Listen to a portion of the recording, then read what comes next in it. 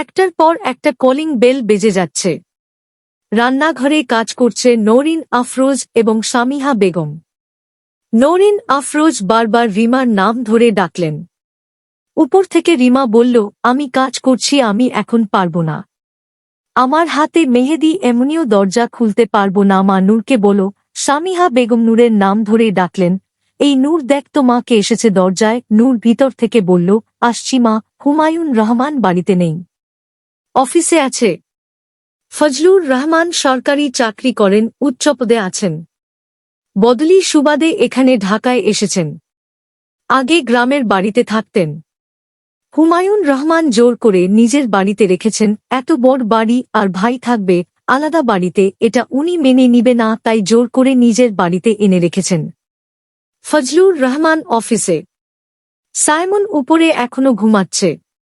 এখনো নবাবজাদার ওঠার কোন নাম গন্ধ নেই। বেলা বেজে গিয়েছে 10টা।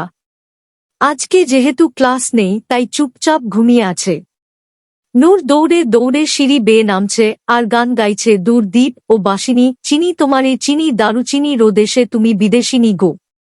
লা লা লা। নেমে হাঁপাতে হাঁপাতে দরজার কাছে এসে আগে একটু দাঁড়িয়ে যেন 2টি মুহূর্ত দম নিয়ে নিল। তারপরে সোজা হয়ে দাঁড়িয়ে দরজা খুলে দিয়ে দেখল সুন্দর মতো একটি মেয়ে দাঁড়িয়ে আছে।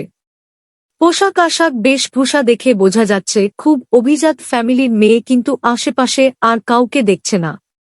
বড় একটি লাগেজ সহ মেয়েটি দাঁড়িয়ে আছে। তানিয়া তাকিয়ে রইল নূরের দিকে। হঠাৎ দর্শনে নূরকে দেখে যেন অবাক হয়ে গেল তানিয়া। ছোট্ট একটি পরীর মতো মেয়ে, তবে তানিয়া সহ্য করতে পারে না নিজের থেকে কোন সুন্দর মেয়ে ওর সামনে দেখলে, সেটা ছোট হোক আর বড় হোক, তাই চোখ দুটো সরু করে ভ্রু কুঁচকে দাঁড়িয়ে রইল। নূর জানতে চাইল, কে আপনি, কাকে চাচ্ছেন? তানিয়া বলল, তুমি কে? আমি তানিয়া বলছি, আমি সাদাফের সাথে। সাদাফের নাম শুনতেই নূর হেসে দিল। হাসিটা যে এত সুন্দর চকচকে হাসি। তানিয়া তাকিয়ে রইল। মেয়ে হয়েও যেন চোখ সরছে না, কিন্তু ভালো লাগছে না তানিয়ার। এই বাড়িতে ও ছাড়া এমন সুন্দরী কোন মেয়ে থাকবে, এটা মানতে পারছে না তানিয়া। রিমার ছবি দেখেছে, এটা যে রিমা নয় তা ভালো করেই জানে, তবে কে এই মেয়েটা?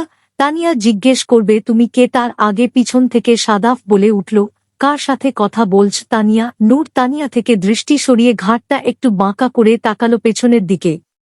দেখল একটি লাগেজ নিয়ে আসছে একটি লোক। লম্বা প্রায় 6 ফুটের কাছাকাছি, সৌন্দর্য যেন ছাপিয়ে পড়ছে লোকটার। চুলগুলো সিল্কি, কপালের দিকে একটু ঝুঁকে এসেছে। চোখে একটা কালো সানগ্লাস পরা, কালো ওভারকোট পরা, কালো গেঞ্জি, কালো প্যান্ট। ট্রলি ব্যাগ টেনে নিয়ে এসে দরজার কাছে দাঁড়াতেই সাদাফের চোখ পড়ল নূরের দিকে। সাদাফ তাকিয়ে রইল নূরের দিকে। নূর এখনো হাসি হাসি মুখে এক দৃষ্টিতে তাকিয়ে আছে সাদাফের দিকে। নূরের উচ্চতা খুব বেশি নয়, তাই একটু ঘাড় উঁচু করে সাদাফের দিকে তাকিয়েছে। খুব ছোট্ট মতো একটি মেয়ে, দেখলে বোঝা যাচ্ছে বয়স 16 কি 17। সাদা বুঝতে পারছে না এই মেয়েটিকে, তবে চেহারার আদল যে খুবই পরিচিত। হাসলে নূরের গালে টোল পড়ে। সাদাফ সবকিছুই অবলোকন করছে, বিশেষ করে দাঁত। দাঁতগুলো যে মানুষের এত সুন্দর হয় আর হাসলে এত সুন্দর লাগতে পারে, যেন সামনে দাঁড়িয়ে থাকা ছোট্ট মেয়েটিকে না দেখলে বোঝা যেত না। সাদাফ একটু মুচকি হাসল। হেসে জিজ্ঞেস করল, তুমি কে? তোমাকে তো চিনতে পারলাম না। নূর এবার মুখ খুলেই খিলখিলিয়ে হেসে দিল, বলল, আমাকে চিনতে পারেননি? আমি নূর, আপনাদের নূর। গ্রাম থেকে এসেছি, আমি আপনার চাচাতো বোন। আপনার ছোট আব্বু মানে ফজলুর রহমান, উনার সাথে এসেছি।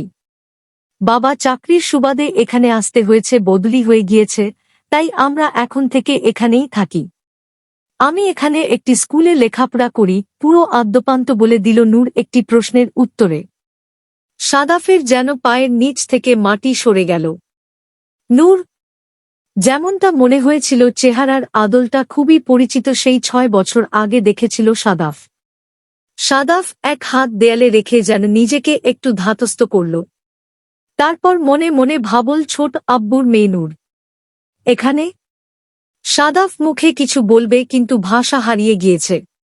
এক দৃষ্টিতে শুধু তাকিয়ে আছে নূরের দিকে। এই সেই ছোট্ট নূর যার জন্য এত কিছু, যার জন্য বাংলাদেশ ছেড়ে বিদেশে যেতে হয়েছে। সাদাফ আর কিছু ভাবতে পারল না, সাথে সাথে চোখ সরিয়ে ফেলল। চোখ সরিয়ে তানিয়ার দিকে তাকাল।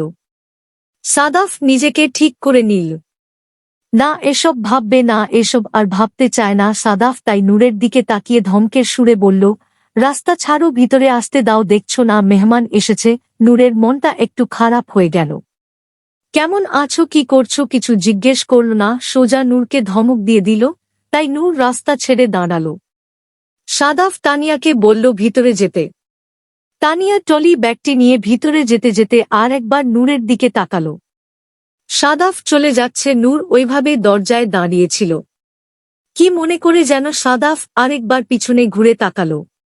মনে মনে ভাবল, ওরা এখন থেকে এখানেই থাকবে মানে কি? বাবার সাথে তো এই ধরনের কোন বিষয়ে কোন কথাবার্তা হয়নি, এমন কোন কথা তো ছিল না বাবার সাথে। তবে সাদাফ কাউকে কিছু বলে আসেনি, সারপ্রাইজ দিতে চেয়েছিল। সারপ্রাইজ দিতে এসে যেন নিজেই সারপ্রাইজ হয়ে গেল।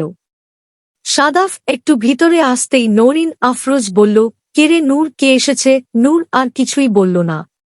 সাদাফ একটু উচ্চস্বরে বলল, মা আমি তোমার ছেলে। নওরিন আফরোজের যেন হাত থেমে গেল, হৃৎপিণ্ডটাও যেন স্পন্দন করতে থেমে গেল। এতদিন পর সাদাফের কণ্ঠ শুনতে পেল।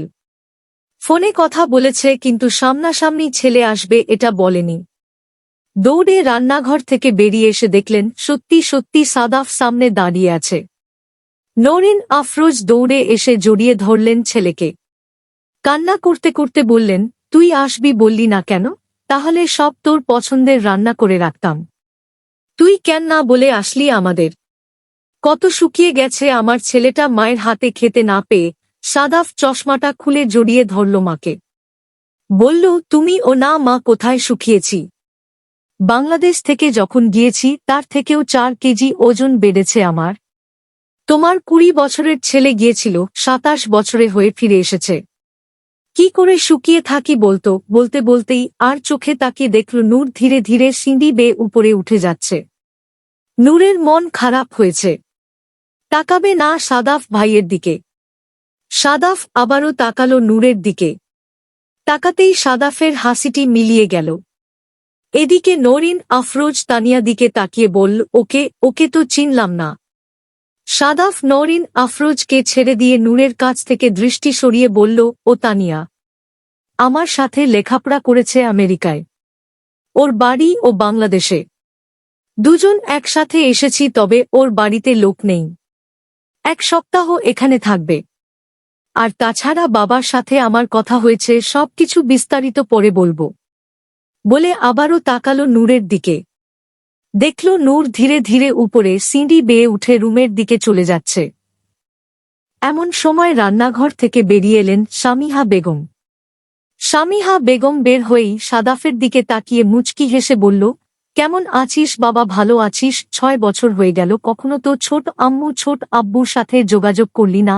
সাদাফের ভিতরে অপরাধবোধ কাজ করল, কিন্তু সাদাফ জানে কেন যোগাযোগ করেনি।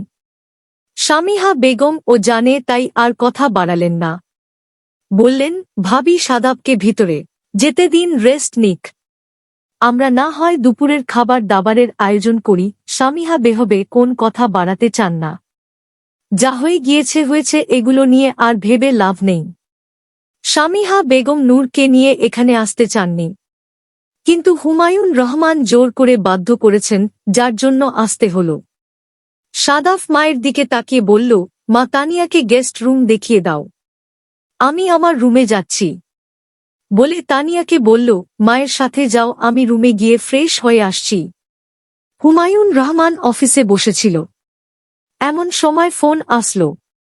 ফোনের দিকে তাকিয়ে দেখলেন নওরিন আফরোজ। ফোন ধরে হ্যালো বলবে তার আগে নওরিন আফরোজ খুশিতে আবেগে আপ্লুত হয়ে বলে ফেললেন, সাদাফ এসেছে, তাড়াতাড়ি বাড়িতে আসুন। হুমায়ুন রহমান খুশি হলেন, সাথে সাথেই আবার হাসিটা মিলিয়েও গেল। আতঙ্ক কাজ করছে হুমায়ুন রহমানের মনে। জানে সাথে তানিয়া নামে একটি মেয়ে আসবে, সাদাফ আগে বলে রেখেছিল। হুমায়ুন রহমান বললেন, ঠিক আছে আসছি, বলেই ফোন রেখে দিলেন। চিন্তার মগ্ন হয়ে গেলেন হুমায়ুন রহমান।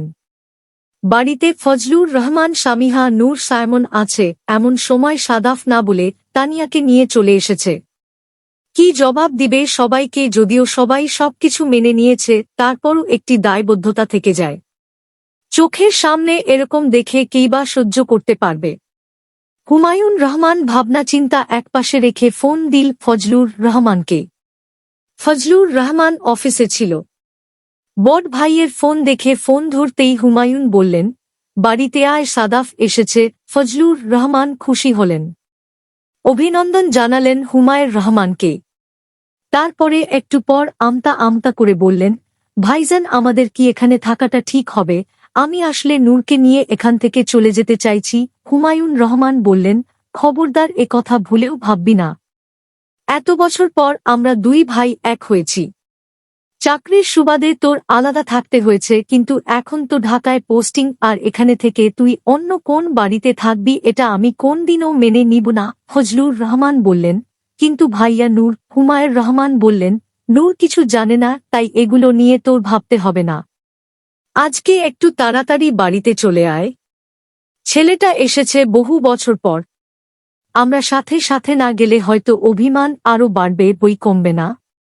ফজলুর রহমান বললেন, ঠিক আছে ভাইজান, আপনি যান, আমি অফিস থেকে বের হচ্ছি। বলেই ফোন রেখে চিন্তায় মগ্ন হলেন ফজলুর রহমান। এদিকে রিমা সাদাফের রুমে এসে ভাইয়া বলে জড়িয়ে ধরল। যদিও যখন সাদাফ গিয়েছিল রিমার বয়স খুব বেশি ছিল না, 12 কি 13 হবে।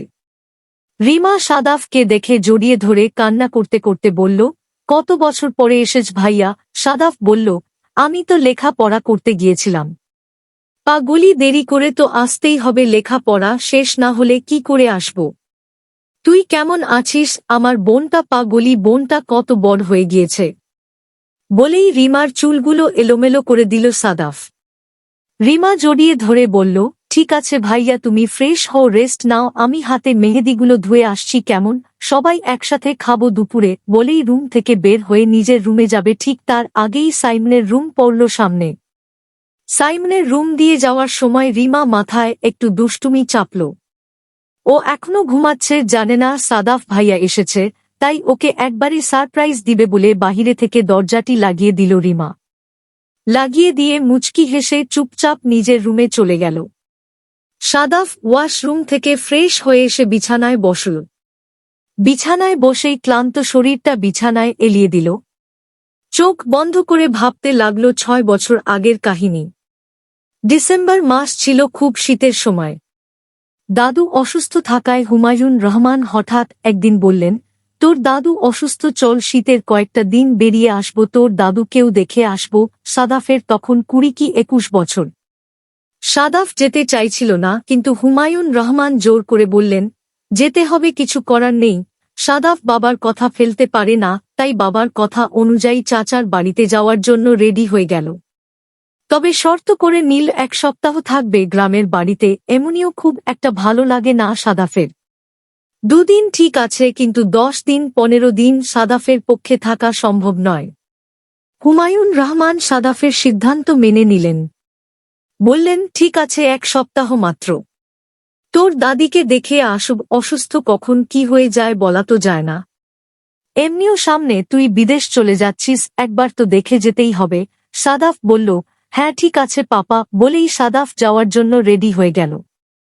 গ্রামের মাটির রাস্তা এলোমেলো পথ ধরে এগিয়ে এসে থামল সাদাফদের গাড়ি ফজলুর রহমানের বাড়ির দরজায়। গাড়ি থেকে নামল সাদাফ। বাড়িটা একতলা। বাহিরে বড় একটি গেট, তবে সাদাফদের বাড়ির মতো এরকম অভিজাতপূর্ণ নয়। বোঝাই যাচ্ছে গ্রামের একতলা বাড়ি।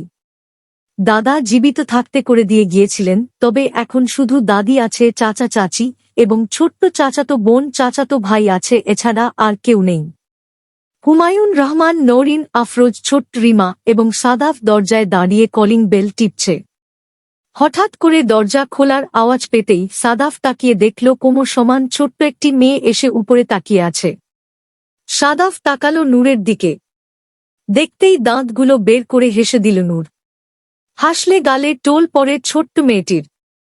ছোট্ট মেয়েটি আর কেউ না, নূর, ওর ছোট চাচাতো বোন। সাথে সাথে সাদাফের চোখে ভেসে উঠল আজকেও নূর দরজা খুলেছে। হেসেছিল নূর দরজা খোলার সময়। হাসলে গালে টোল পড়ে এখনো ছোট্ট নূরের। ঝকঝকে দাঁতগুলো হাসলে কি যে সুন্দর লাগে তা যেন বলে বুঝাতে পারবে না সাদাফ। কিন্তু এখানে কেন নূর ভাবতেই সাথে সাথে চোখ খুলে ফেলল সাদাফ। মনে করতে চায় না সেই অতীত, যে অতীত 6 বছর আগে পিছনে ফেলে রেখে এসেছে। রাতের পর্বে খোলাসা হবে সব